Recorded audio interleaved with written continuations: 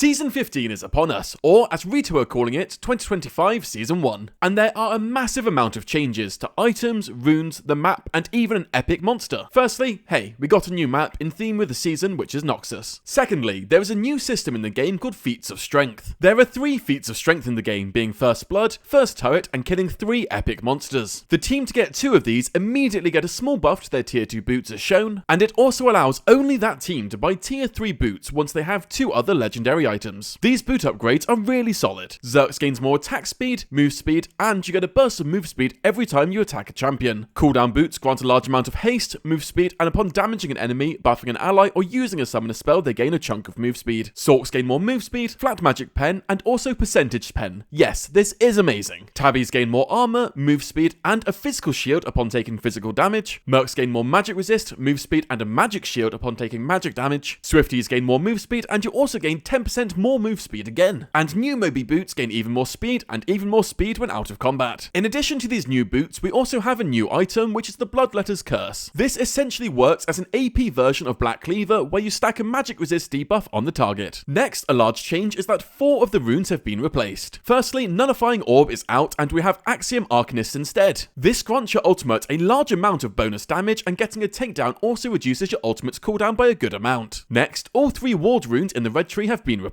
Firstly by Deep Ward, where your wards in the enemy jungle and when you hit level 11 also in the river are considered deep, where they gain 1 additional health and last longer. We also have Grizzly Mementos, where champion takedowns grant trinket haste up to 100 trinket haste at 25 takedowns. And finally we have Sixth Sense, where you automatically sense nearby untracked wards, and at level 11 you also reveal them, but this does have a long cooldown. The biggest change however is the new epic monster Atakan. This monster spawns in at 20 minutes at either the top lane or bot lane river entrance depending on which side has seen the most action, and at 14 minutes his pit will appear to show you where he'll spawn. He also has 2 different forms, and which one spawns depends on champion damage in the game and takedowns. In a calmer game you get Voracious Atakan, where in a game with more action you see Ruinous Atakan. Voracious Atakan gives a temporary and permanent buff. The temporary buff grants your team a resurrection which needs to be used in the next 2.5 minutes, where if you die you blink back to fountain after 2 seconds. In addition, every time that team gets a takedown they gain 40 bonus gold. Ruinous Atakan gives a permanent buff where the team receives a 25% buff to all epic monster bonuses, and he'll immediately spawn blood petals around the pit for the team to collect. Blood petals are a new plant in the game which can also spawn naturally. When someone kills this plant, their entire team gets a small amount of adaptive damage and experience. And to account for this new monster, Rift Herald now spawns at 16 minutes and Baron at 25. Other changes include Teleport no longer teleports you. You instead channel and then become a bull which moves across the map. However, its cooldown is lowered and you can target minions and wards from the start of the game. And Nexus towers respawn after 3 minutes.